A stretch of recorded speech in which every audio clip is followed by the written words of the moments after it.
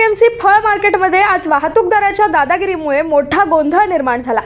जावक गेटवर बाजार प्रवेश शुल्क व योग्य सेस न भरता वाहने बाहेर काढण्यावरून हा प्रकार घडला।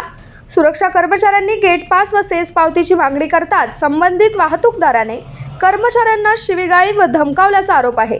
या घटनेचा व्हिडिओ सीसीटीव्ही कॅमेऱ्यात कैद झाला असून फुटेजमध्ये वाहतूकदार कर्मचाऱ्यांच्या अंगावर धावून जाताना स्पष्ट दिसत आहे।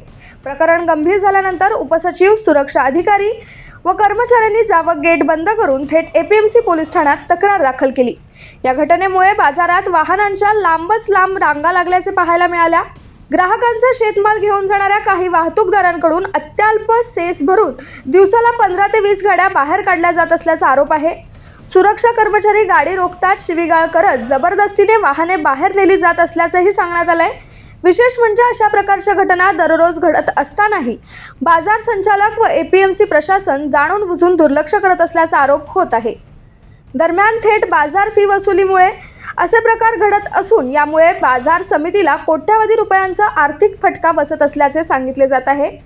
भाजीपाला तसेच कांदा बटाटा मार्केटप्रमाणे निश्चित व पारदर्शक सेस आकारणी तातडीने लागू करावी अशी मागणी आता जोर धरू लागली आहे।